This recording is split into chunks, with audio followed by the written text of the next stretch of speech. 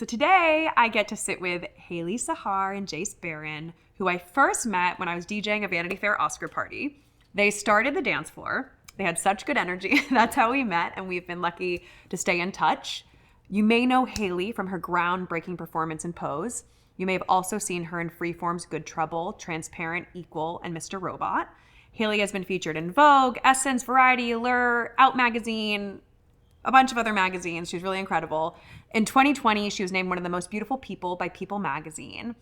And she's one of the handful of trans women to be highlighted by Playboy magazine, paving a way for solidarity for all.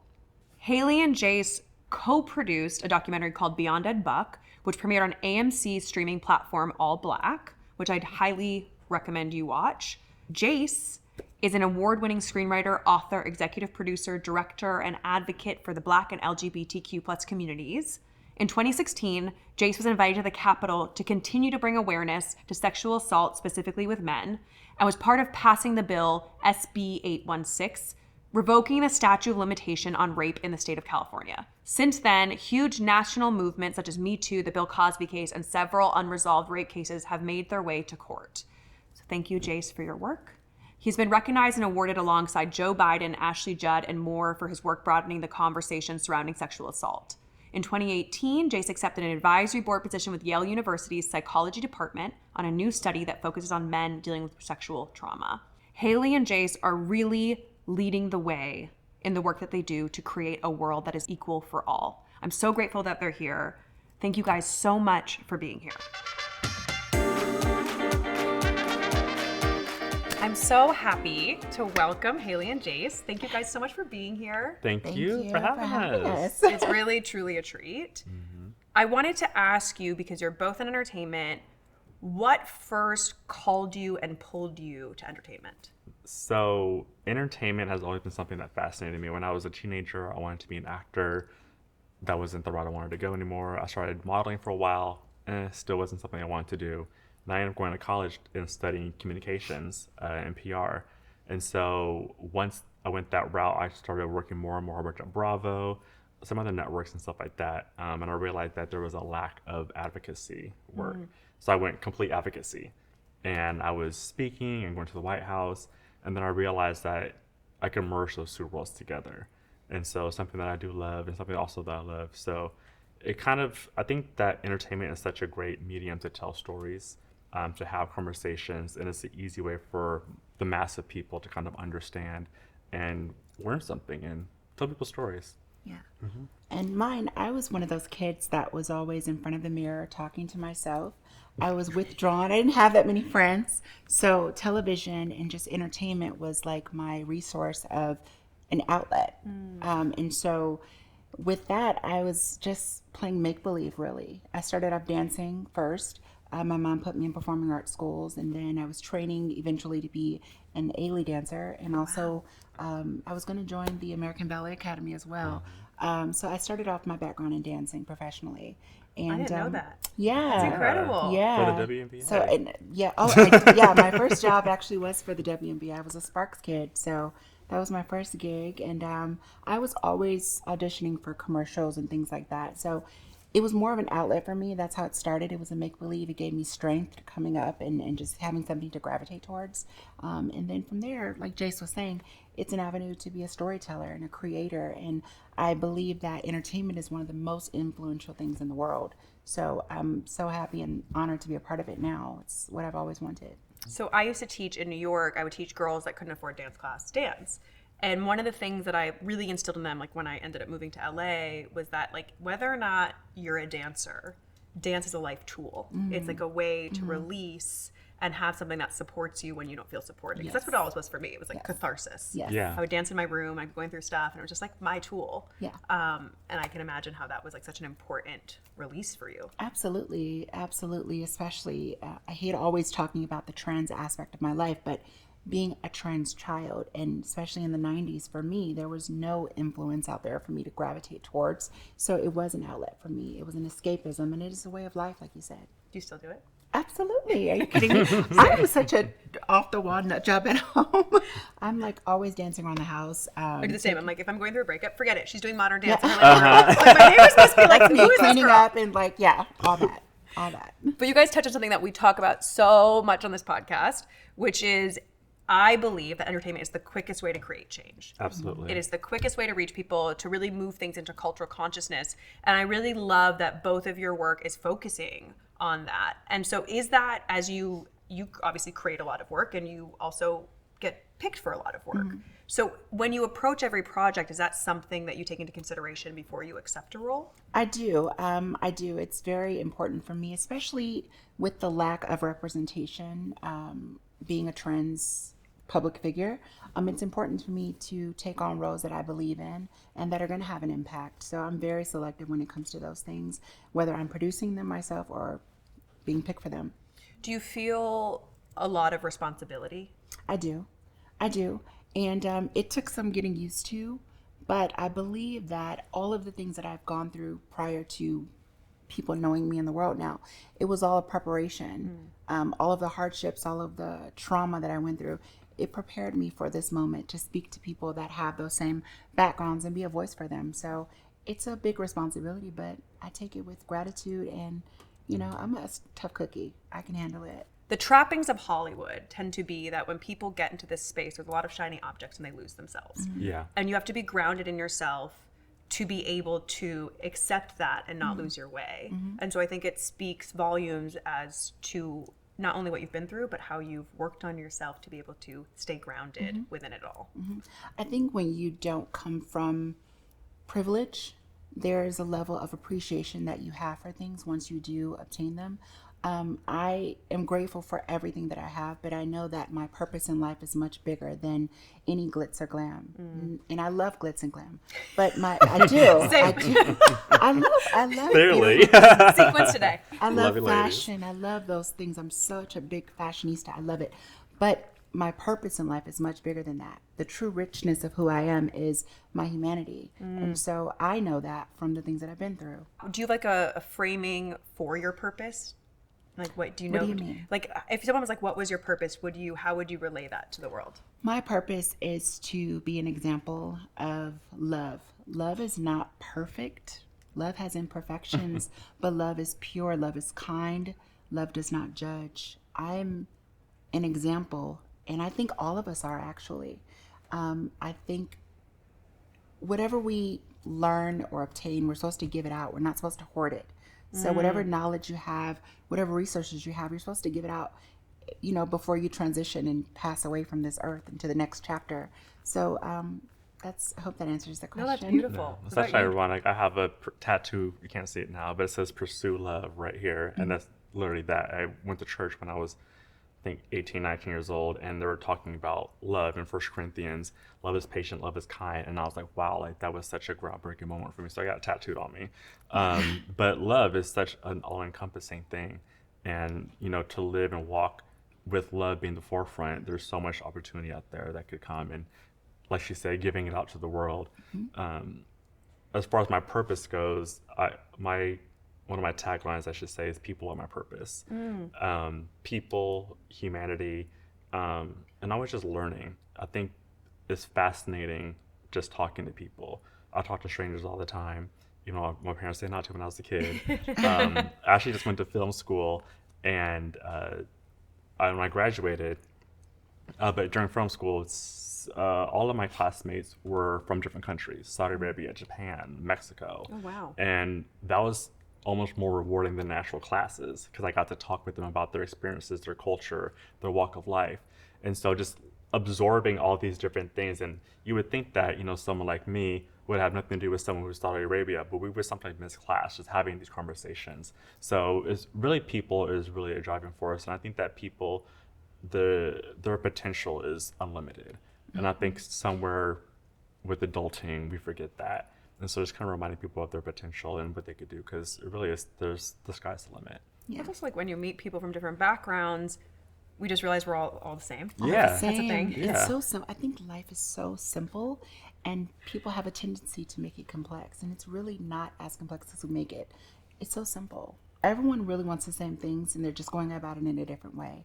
So No, I always say, like, the most urgent need we have is to make people feel seen, heard, and loved. Mm-hmm. And if we do that, so much of the other stuff just melts away. Yes. Because that's all that people want, is they want to Yes. feel like they matter to you. Yeah. And that they're seen and that they're loved. Yes. And so we're letting the fear block us from those things because we're afraid of being hurt. But yet, if we just allow ourselves to do that, we'd all be much better off. Yeah. Agreed. Listening is such a big thing. Listening. I don't think people listen enough nowadays. That They came wanna up talk. on an earlier episode. I bet. Well, that's the thing. He was saying that people are not listening and not relating. Mm-hmm. And relating is presence. And if you have presence, then you're really listening because you're not only listening to the person, but you're listening to yourself at the same time. Yeah. But Ooh, that's a good. hard Yeah. thing to master for a lot of people when they feel, just a lot of us are numbing ourselves with busyness, or we're self-conscious about what we're saying. And so we're thinking about the optics instead of just being present and knowing that, we're all human, we're all fallible, as you said. Like, you may not always say the right thing, and that's okay. It's okay. It's life. We're all learning.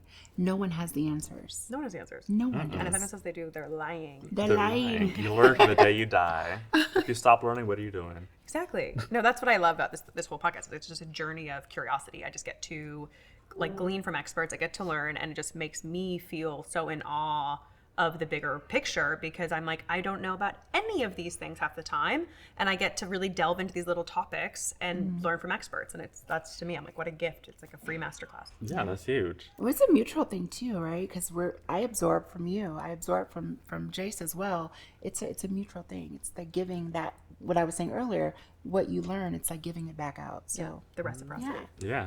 Exactly. So going back to projects you guys pick and work on, you are working on a biopic. Yes.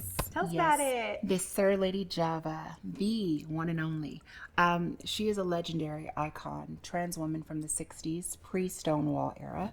And what she's responsible for is changing Law Number 9, which used to prohibit anyone from working and dressing as we have people having the freedom to do today.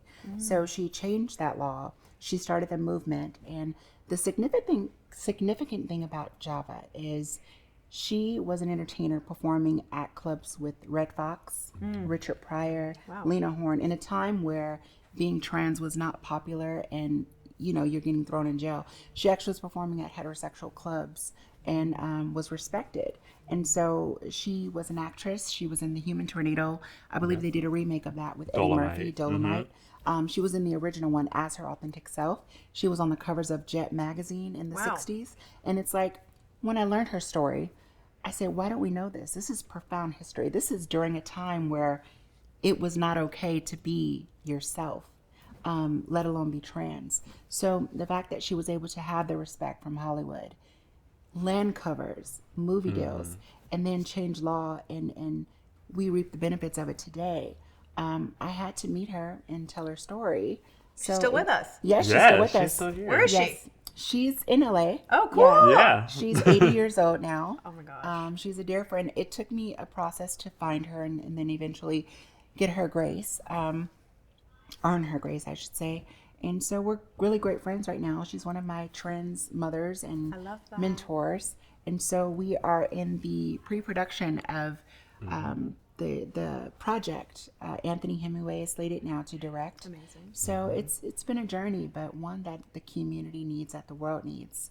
And then the last thing I want to say is, I think when we talk about Java and her significance, what she's done is really helped even people outside of the trans community. There's so much androgyny now with nail polish wearing and things like that. And I think people today don't realize there was a law that you would go to jail for these things. Yeah. And so, we are really reaping the benefits and standing on the shoulders of a beautiful trans woman who had the courage to stand up for the world. So I'm excited to portray her and get her story out there. She's so glamorous, and It's I really love her. amazing story. I think there's so much untold history that we don't learn. Absolutely. And to discover that and then have the opportunity to share that with the world, or bring it to the world on a broader scale, is pretty profound. Yeah. How did you first hear about her and her story? So this is pre-pose. This is years back. I was doing lip sync performances around town, and I was rehearsing at the studio space, and there was a gentleman there that owned the space. And at this time in my life, I thought I had to tell everyone that I was trans. So I said, hey, I want to work here more often, but I want to be upfront with you. And I told him I was a trans woman. He couldn't believe it. And then he started thinking, and he said, you remind me of this woman in the 60s. Her name was Sir Lady Java. And I said, who is that? You know, I didn't know my own history. So he told me a little bit about her. I went and I started Googling, and I found this breathtaking woman in this two-piece outfit with her hair pulled up and just gorgeous, black and white photo. And I was like, I have to meet her. I began to try to search for her, and I knew some people, you know, that did activism work. And so I reached out to them. It took me quite a few years. One of my friends said, when you meet her, you need to tell her story. You need to like be her. You are the new embodiment of Java. And so I said, wow, that's a great idea. And I began that. And it took me over, I want to say 5 years before I found her. Look at all these angels here architecting this moment for you. Yeah. That now you get to like they birthed it into reality for you. It's been a journey. It's been a journey for me. And what people don't see is that I work behind the scenes. I work, I hustle. And so it's been a journey. And Java and I met, and took 2 years. We became friends. And she said, you know, at first I had my reservations. She said, but you are a classy woman and you deserve to tell my story. You have the heart. She's like, I was always looking for the right girl to tell my story. And so that just meant everything to me. Did you cry? Of course I I was cried. like, I'd be falling. Of course I cried. That was everything to me. And so now we're here. We're here. And like I said before, she's one of my mentors and one of my trans mothers. And I'm learning from the best. Oh, I can't wait. Yeah, It made me really excited. Oh, yeah. I hope that you're recreating some of the looks. Absolutely. Are you kidding me? So Java and I, we have a sketchbook, and we're designing new outfits and also recreating some of her old outfits that she wore. And she's given me some garments of hers from the past that will actually feature into the movie as well. Geeking out. Yeah. Wow. It's the whole production. It's a whole production. Yeah, and What imagine just like the most flamboyant, like just beautiful yes. outfits. She's from New Orleans, and she's like big feather Feathers headpieces and and jewels and jewels. diamonds and furs and limousines and just black excellence in Hollywood. I love And this. you know, people used to come to see Java's show. You know, Lena Horne. I mean, you can Google these things too. There's a iconic picture of Lena Horne and Java together, where Lena Horne came out to see Java. The clubs used to be packed down the street just to see this person because it was new to everyone. Wow. You know, and so she went through a lot of derogatory things. I believe some of the titles were most beautiful man alive, things like that. Is it a man or is it a woman? But just to know the history that we've come from, and then fast forwarding now with the success of Pose and Orange is the New Black and just all of these iconic shows, Euphoria, we're standing on the shoulders of people that really had to go through hardships for us to be here. So giving back is an honor for me. Well, it must be really gratifying for her as well to also see that work. You know, because sometimes you do the work and you do the activism and you don't see the benefits. You don't actually know how it builds. And so I'm sure it's very like heartwarming for her to be in a place where she's like, wow.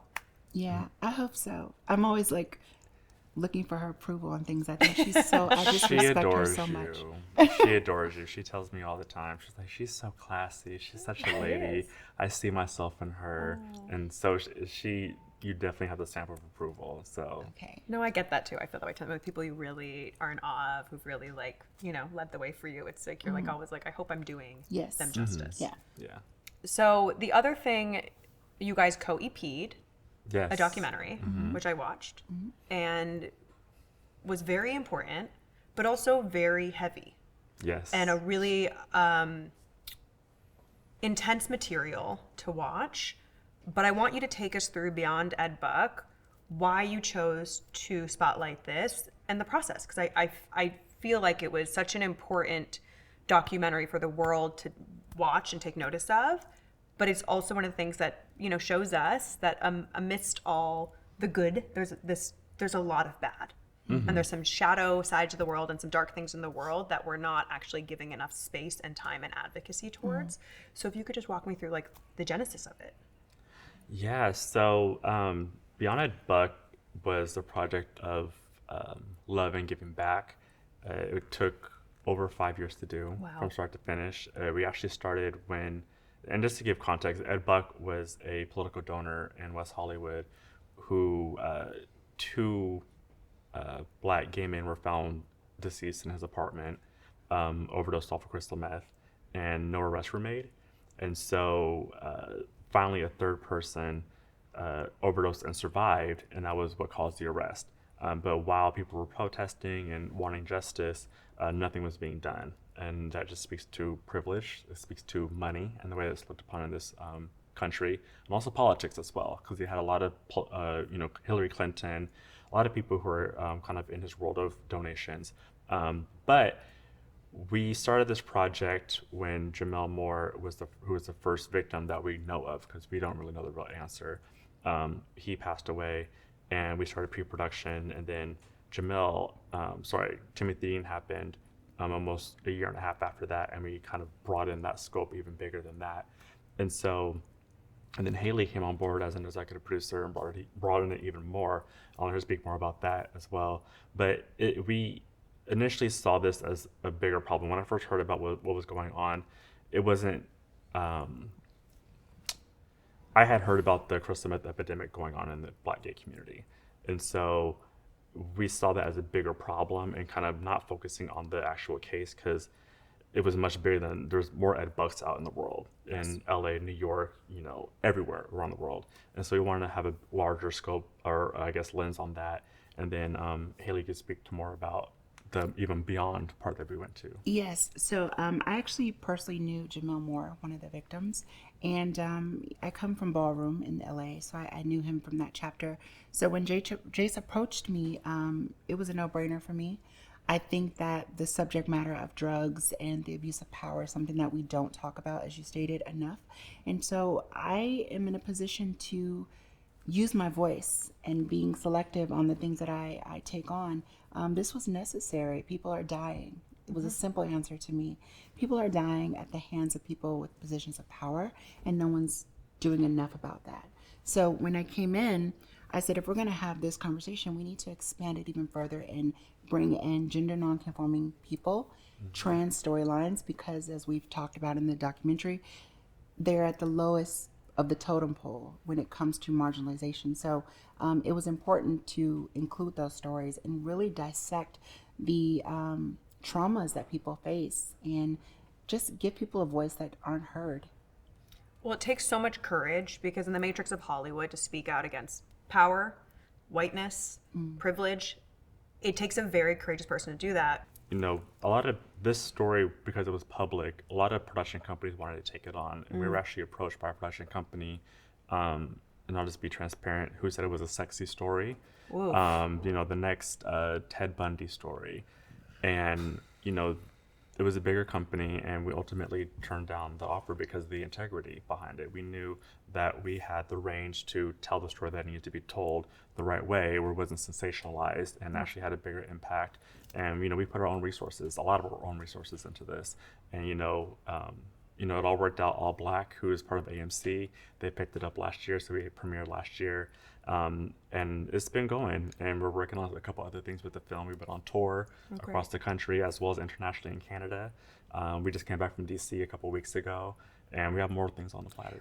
I think doing what's right can never be wrong. I think the universe will always protect those who are seeking change and really authentically giving of themselves to shape the world in a better place. So I believe in that. I mean, I'm a trans woman who grew up in the 90s, and I'm here in Hollywood today, only through my faith and being authentic.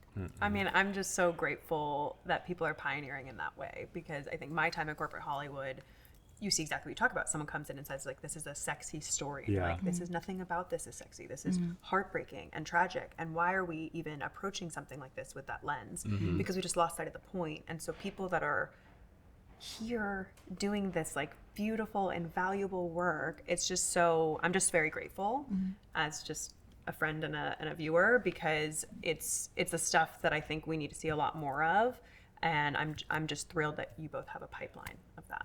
Thank you. And thank you as well for giving a platform and for being courageous enough to have authentic conversations. Absolutely. Well, I think we have to talk about it. We have to push it forward, because, also as like a white woman, this is a thing that I think about, which is how can I be the least harmful person walking through space that I can possibly be? And that involves a lot of daily maintenance, that involves a lot of work, and that also involves knowing that I'm going to inevitably fail. And when that happens, that's okay. But I think I feel a lot of, when we talk about responsibility, I feel a lot of responsibility to try and create the world I want to live in. Absolutely. Because my world doesn't look like me. Yes. You Yeah. know, that's not the world I want to participate in. Yes. Yeah. Oh, No, go ahead. I was going to say, one of the people in that documentary, the Never Ending Nina, who also sang on the Yes. song, she says something in the documentary, you have to navigate the world in order to change it. Yeah. And so that's what we're doing. Yeah. Yeah. Navigating the world. Like I said, we all make mistakes. We all, trip up, but it's the integrity of what you do with that, or how you recover from that, or if you're willing and listening to learn from lessons is where people's morals are. Yeah. Well, I think that the moral thing is, that's a lot of what I believe we're in a crisis of moral leadership, which is what really spawned a lot of this podcast. Was I was like, people have just lost sight of ethics. And so to be sitting with two people that you have such a clear right or wrong is frankly rare. That's a lot of what I've experienced in my time navigating. It's like a lot of people have lost sight of the ethics. I just read this book. It's like I guess a sermon. It's called On Bullshit. It's like a short little philosophy book. And it was so interesting because what it said in it was that liars are actually better than bullshitters, because liars know that they're lying. They're on the opposite side of truth. Bullshitters who don't even hold truth as a value. And I was like, wow, That's deep. you're right. Yeah. Because when you're a Yikes. truth teller, like I'm a truth teller, like whenever I want to hear it, I'm a truth teller. Yeah. That I hold that to a deep value. Liars also hold it to a value because they're doing the opposite. But bullshitters, it has no value. Yeah. And that's what we see a lot of, which is a lot of like gray in the truth department, which means we've lost sight of that truth is even a value. Yeah. I just speaking, I'm thinking of certain people who are that way, and it's just like, oh gosh, Yeah. it's not good. No, it's not good. And so, working on projects and embodying a way of life that is like, this is right and this is wrong, and I know I'm supported because I'm right, it's just a value we need to see more of. So I have a lot of gratitude sitting next to you for that. So thank you. Likewise. Yeah. But speaking of what's next in the pipeline, you have music. My music girl.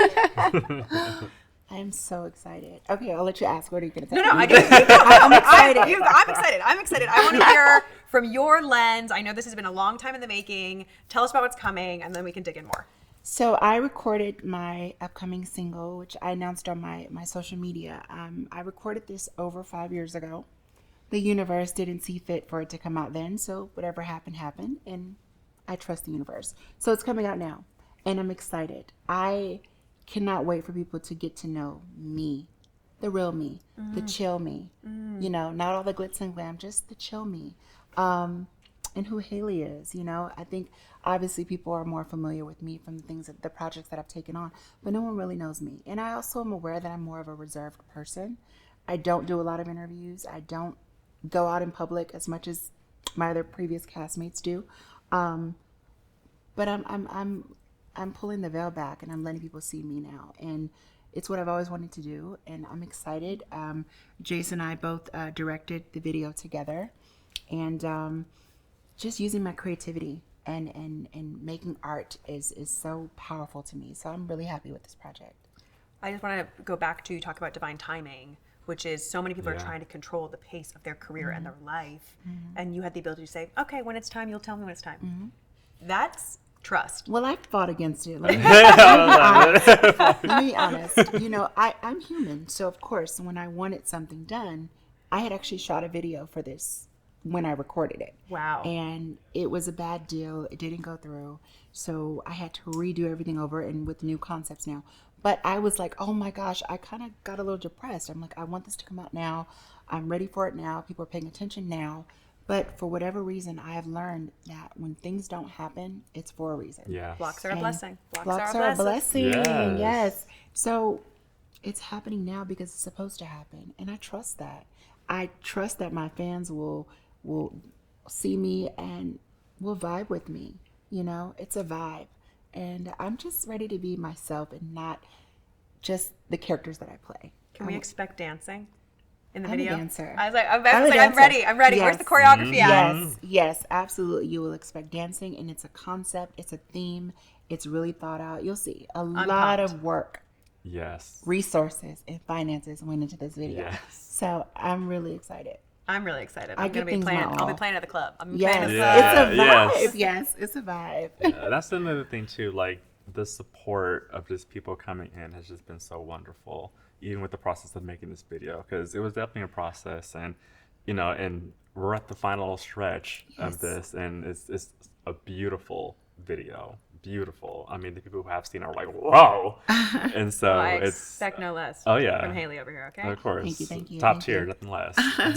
And got to do it for my fans. I have such a huge fan base all over the world, and specifically to Brazil. I have so many fans over there, and so they've been asking and saying, "When is the music coming out? When is the music coming out?" So I had to do it.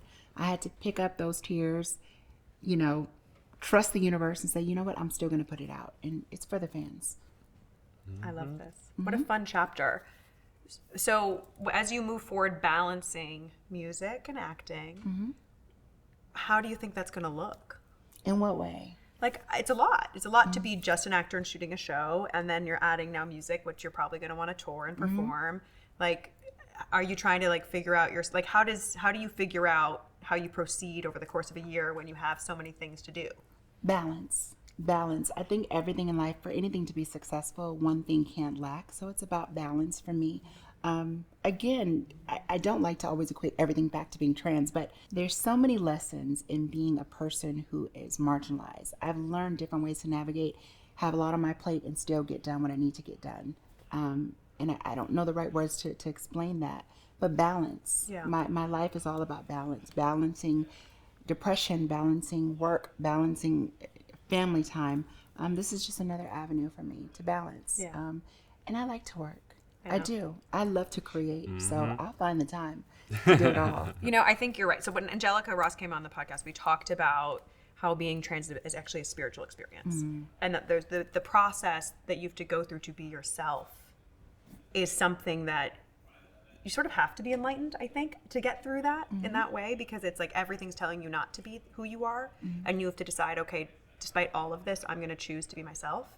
And that is, I think, the part that people miss when we have the trans conversation is that you learn so much spiritually to get to that point. That's a good way of putting it. I love that. Thank you, Sister Angelica. It's a spiritual journey. And so there's a lot of tools that I have that give me the resources to balance. And so it's a great way of putting it. Yeah. So what's next for you, Jayce? Woo, so much. Well, obviously we have a lot of projects together, and I'm not gonna disclose quite yet, but that's Some good things we in the working. works. Yeah, we working. Yeah, We booked and busy. booked and busy. I want to touch upon Ed Buck a little bit because it's funny because when a show launches, you think it's like, okay, typically it's the first year, but we're really kind of getting our second win with Beyond Ed Buck, even though it premiered a year ago. We're working on a college tour right now. Amazing. With a few different colleges on the East Coast as well as the West Coast, and also working on passing the Equality Act. Yes, we're working on getting an Equality Act passed right now. So I want to talk a little bit about, because you have passed a bill before. Yes.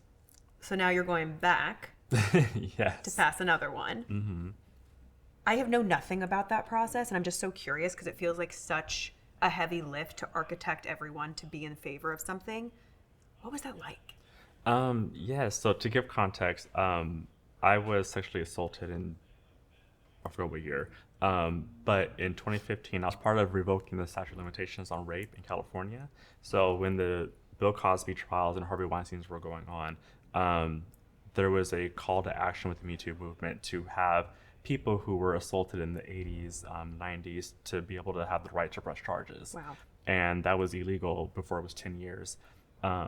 As far as my involvement, like we say, the universe, serendipity, I didn't even know about the bill at first. I decided I was writing for a publication based in Connecticut called HIV Equal. And the topics were, about Black queer experiences, but I approached my editor. I was like, hey, this happened to me. I want to write about it. And he was like, that's kind of off topic. I was like, okay, well, that's what I want to do. And whatever possessed me to do so, I did it. And it had over 600,000 Wow. hits and views.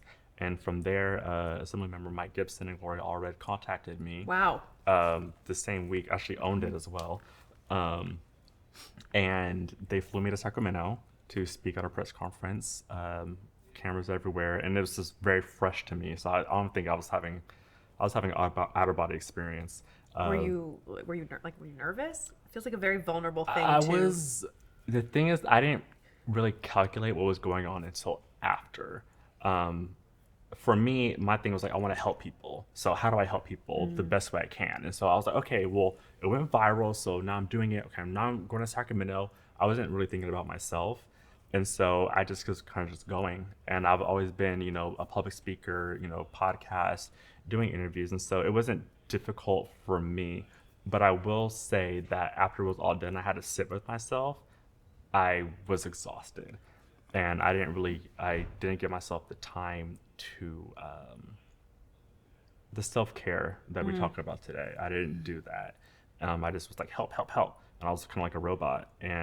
But we pushed through and it passed, and now people are able to press charges no matter what limit. And it was kind of ridiculous to me when I heard about the bill and it was presented to me.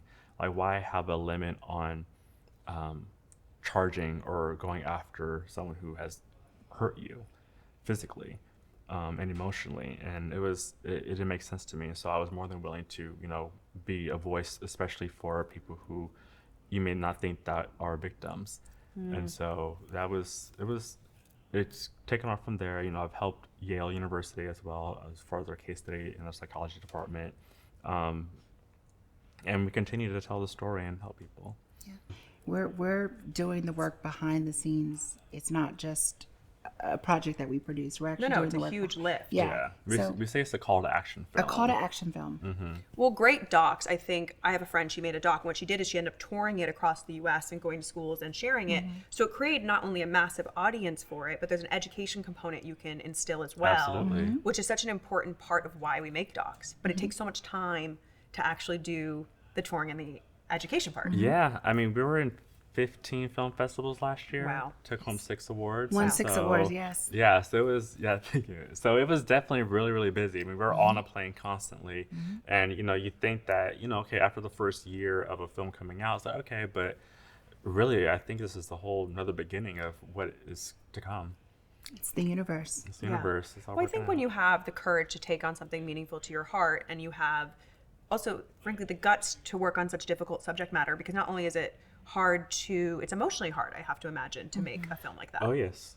Yeah. So you're not only like making the physical labor of the film, there's an emotional labor component as well that's also deeply challenging to navigate.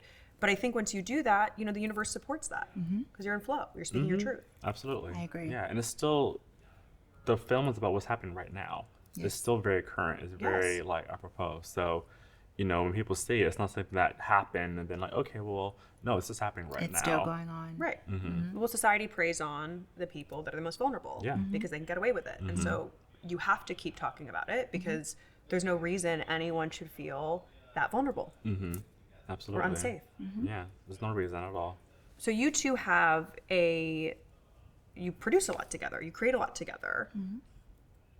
What is that process like? Because creative partnerships can sometimes be challenging, and it seems like it's a bit of a science for you guys. Like you keep doing it, so it obviously works.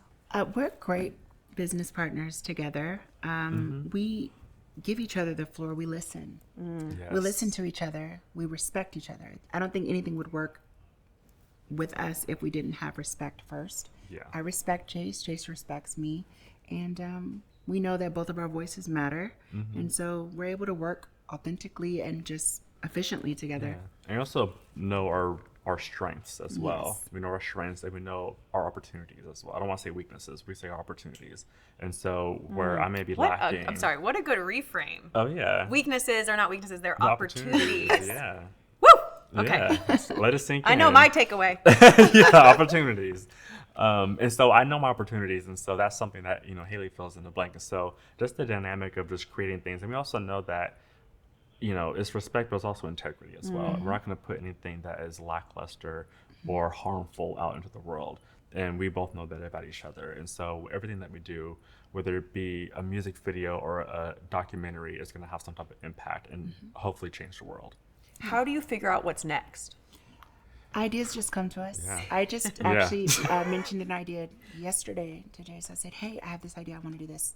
We have to do it. And then I'll start brainstorming and just saying things and start making a vision Saving board. videos. Saving and videos, saving pictures. clips. Mhm. And then we'll say, okay, well, let's talk at 7. Oh, let's talk at 7. Okay, Yeah. great. We'll have a meeting. We'll brainstorm. He'll be like, yeah, I like that. Oh, yeah, I could see that. And let's add this or let's do that. And or vice versa. It could be a different situation where Jayce says something to me. And if I like it, I'm like, yeah. And all these things just start coming to me because I'm a creator. So we just work well together. That's we just cool. do. I was on the phone with my friend the other day, and he's like, "How's life?" I'm like, "It's like a charcuterie platter. Like, we have some We love grapes, charcuterie. we have some sausage over here, we got some salami, we have some, Gouda cheese and some smoked cheddar." That's kind of what it is. I love that. It's a little bit of everything. It's your slate as a charcuterie plate. Yeah, it's a Forget the word charcuterie. slate. Yeah, exactly. charcuterie It's now. Charcuterie. You both obviously have a deep connection to your spirituality and yourselves. Where did that start? Well, I am a preacher's kid. So I grew up in a Baptist family and church. However, I'm spiritual now. I believe in universal love. And I would have to say that comes from my mom's teachings. So for full context, my dad is a pastor and my grandfather and that side of my family. My mom is more spiritual. And so having that root, as I like to say, and growing from that, that's where mine comes from. Yeah, I too am. My stepfather's a pastor, so we were definitely raised heavily in a Baptist church.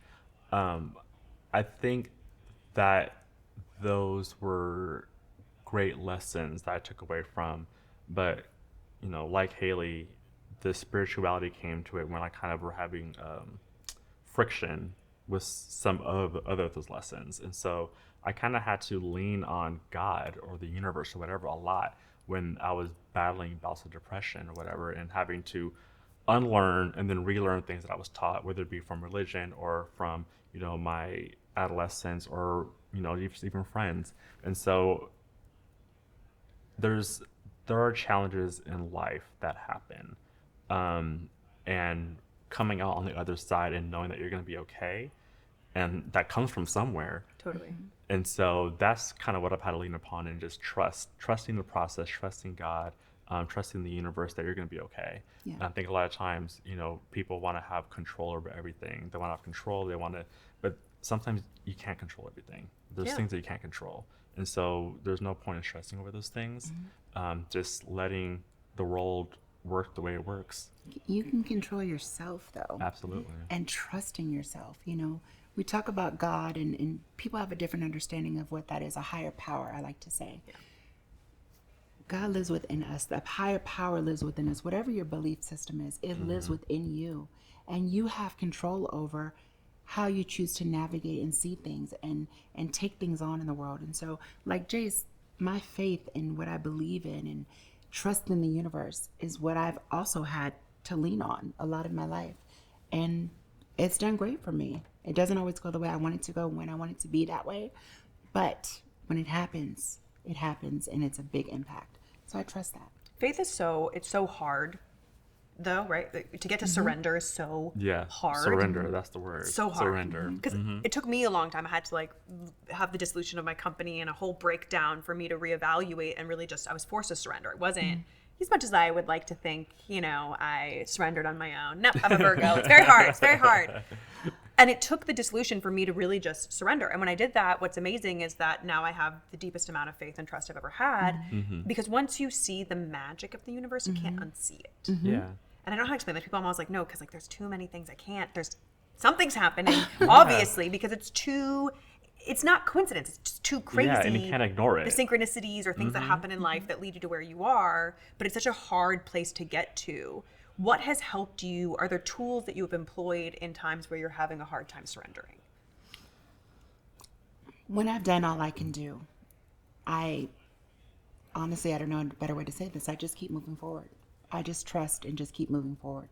I don't know when the next thing is coming. I don't know where it's coming from. I continue to walk forward in whatever avenue I'm taking at that time. That's the biggest thing for me. And like you said, I've had these spiritual awakenings where I've seen those manifestations come. So I know that it's there. I'm still doing well. I still have a roof over my head. I still have the necessities that I need. So I'm still okay. I'm okay regardless, and I'll be okay. So I hope that answers that. No, it does. Yeah. And I think, what she said, but also having a strong support system around you just to remind you of those things, because we're all human. We all have human moments. We do a great job of holding each other accountable and reminding when I have opportunities, and I need to be reminded of like, hey, it's going to be okay. Life is challenging. It is challenging for everybody. And also just realizing that no one is exempt. We all went through a pandemic together. No one was exempt from that. It doesn't care how much money you have or how much access you have. We all had to deal with it in different ways, obviously, but we all had to deal with it. And so, there's a quote like, we're all the main characters of our own story. I think you say that. They're all the main characters of our own story. And so we think that everybody around us is just like supporting characters, but no, they have their own journeys as well. And so once you realize that everybody's going through something to some degree, it makes it easier to be like, okay, I'm not alone in this. I may feel isolated and alone, but you're really not. And just get through it. It's always gonna be okay. Yeah, and I do want to add to that. I think having a strong support system is important. But I also want to emphasize sometimes people who are more marginalized don't have a support system.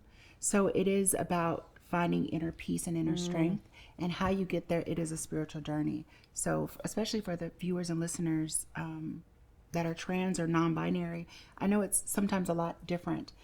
So finding your own strength and believing in yourself that you are going to be okay is so important, as well as having a support system as well.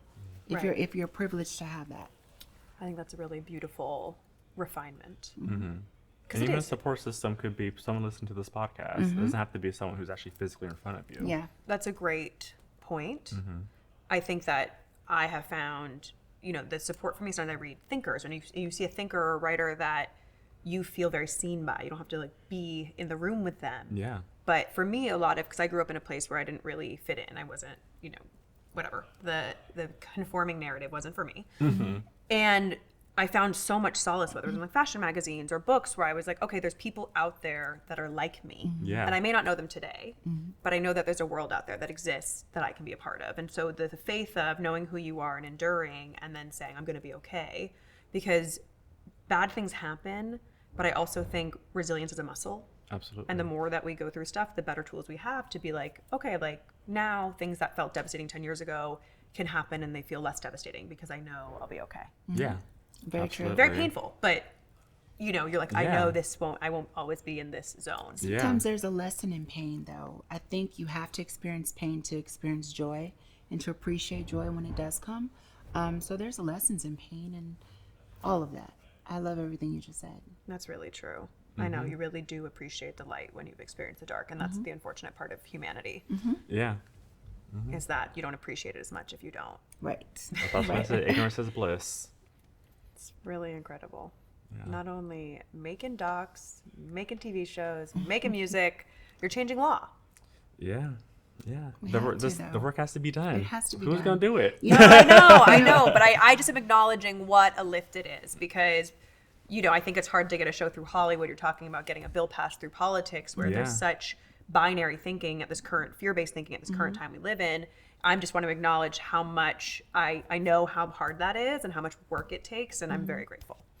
Thank you. But it's also, I might acknowledge like people like you with podcasts like this, they kind of get that word out, because it takes, with everything that we do, it's the cavalry. If it was just us two, it wouldn't work the way it does. We have such a great, people want to learn, like she was saying before, people want to hear the truth. Yeah. And so just having those people to kind of push it out there really makes a difference. Yeah. And those that vibe with authenticity will vibe. You vibe with that, we vibe with that. So it's like a working cavalry, like Jay said. We vibe on the dance floor when we first I was met you. like, the vibe was on the dance floor. Upstairs. Energetically, it was all there. That's all that it is. Full circle moment, because we were in this building. We were in this building. Met. Yes, we were. Was it this building? Oh my gosh. Yeah, it was. Yeah. Oh gosh. Okay. Yes. How funny. Full circle moment. I know. Years ago. What a treat. Before the panty. Before the panty. Before the panty. Yeah. Oh, what a treat. Well, thank you guys so much. I'm so glad we could do this, and I feel so honored that you agreed. I know you're very picky about what you do, but I think you have so much to share and so much wisdom to share, and so I'm just very grateful that you did it with me. Thank you. Yeah, Thank it you. was a no-brainer. Like, we love you, Oh, and I so love you guys. and your message was very transparent and resonated with this. Yes. Oh, So thank you. Before we go, we're going to do our rapid fire. okay. So just trust your gut. Okay. No right or wrong answers. What would you tell your 20-year-old self? It's gonna be all right. You're the beep, and you got this. That's right. Uh-huh. That's what every 20-year-old needs to know. Mm-hmm. You're the shit. Yeah, we curse on this podcast. What is the last book you read? Oh gosh, the last book I read. I forgot the name of it, but it's by Richard Branson, the Virgin Mogul. Okay. The last book I read is from a now deceased trans actor, Lady Chablis. She was in the movie Midnight in the Garden of Good and Evil. Yeah. I read her book. Oh, great. I'll have to look. I try and read all the books that are said to me on the podcast. I'm very behind, but it's always in the queue because I want to really, read from everybody's wisdom. Yes. What are you struggling with right now? What am I struggling with? I don't like the word struggle. Yeah, I was like, Reframe it, struggle. reframe Okay. What I'm learning now is how to be good to myself when I'm not in front of the camera. I am such, how do I say? I'm such a workaholic, and for good reason. There's so much to get done, and I'm so passionate about helping the world. But I'm learning how to balance and be good to myself. Take a break. It's okay. Go on vacation. It's okay. Loosen up a little bit. It's okay. I'm always thinking of what's the next thing. How can we make equality happen now? What's the avenue? That's me all the time. Really? No, but it keeps me up at night. Because it's like systemic change happens over a long period of time. Yeah. And I'm always like, okay, but solutions now. Because I really believe, like you, we have all the tools. Everything we need is here. It's just about the right like confluence of people tipping the system. Yeah. But it's so hard to coordinate in the right way. But Yes. I'm with you. But that's because we're passionate people, and it's from our heart. So my thing is balancing happiness, joy, and just letting go a little bit. I love that. Ooh. My answer is actually similar. Balance, that's actually the mantra for 2023. Just having balance and also being more present. Kind of how we said before with the SB 813, I was just going, and then realized after, I was like, whoo. And I think that a lot of times, because I have tunnel vision with certain things, I'm not necessarily living in the moment, and especially with travel too. I mean, I remember one time I woke up in a hotel for a gig in Tennessee. I had no idea where I was because I had been traveling so much. That happens all the time. Yeah, and I was like, where am I? What time is it? Am I late for something? I'm just like, oh my God, I'm completely not present. And so just being more present with things that are happening, and then also just that balance, taking a beat to myself and, going on vacation for a second, even if it's a staycation, that's fine as well. No, it's so important. Yeah, I'm a slave to my emails. It's really bad. So just kind of It's also you have to give yourself.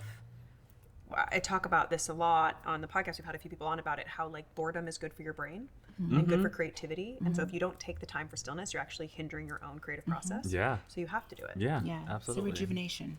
Yes. What is bringing you joy right now? What is bringing me joy right now? All of the things in the works that have been brewing, the music, the Sir 5 Lady years in the Java, making. 5 years in the making. The Sir Lady Java project, Beyond That Buck, and the success that we've had with that, winning 6 awards and still changing bills and laws. All the things that we've worked towards and planted our seeds, those things brewing now is bringing me a lot of joy, because each one of them have a purpose. Even my song, there's a message in my music as well. Everything that I'm doing has a purpose, and I know that it's going to resonate with people and hopefully be an impact. So I'm happy with those things. Well, you went first and took my answer. But so I'll say something different. What is bringing me joy right now? Okay.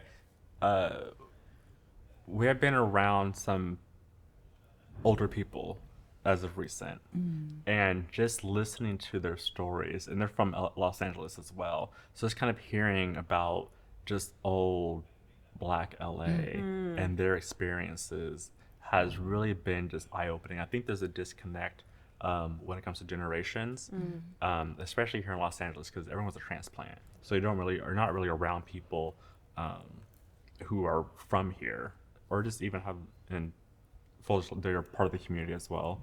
And just hearing those stories and seeing pictures and other things like that, it's been really fascinating. Very cool. I think also too to piggyback off of what Jay said, I think it's important for the young to learn from the old and the old to learn from the young. I think nowadays people are just talking and talking and talking and no one's listening enough, like we said earlier. So hearing those old stories and these are specifically trans women in their 80s now that he's referring to. Wow. So hearing how they navigated in the 60s and 70s and how they got through, and just a lot of the knowledge and wisdom they have is so impactful to what we're doing now, and we're learning so much and observing and absorbing so much. So I love that. yeah, Now, even on a personal level, it's fun. it is fun. Yeah, It is. fun. No, I think there's so much wisdom to be learned from age, and we don't really value it in our culture, but we really should, because there's just that level of life experience. Yeah, it's a cycle of life. Yeah. It's going to keep going. We'll be older and more mature one day, and the next generation will come, and it'll be a cycle of life. We're learning from each other. That's what we're here for. Exactly. What's the best piece of advice you've ever received? Balance. Nothing can work without balance. Love cannot work without balance. A healthy lifestyle cannot work without balance. A successful lifestyle will not work without balance. Everything needs its time and place for it to work. Absolutely. Mine comes from my dad. I'm not going to give you the context of the story, but I was the 21 self that we talked about earlier. I was having a moment, and my dad told me, "You're only given a certain amount of energy per lifetime. Use it wisely." And I was like, "Oh," and that had to be at least, probably almost 20 years ago. Wow. And that really just stuck with me and resonated. He probably doesn't even remember telling me this, but that really just hit me. And when I'm ever having a moment, what is my energy? How's my energy contributing to this? Am I wasting energy on something that doesn't matter?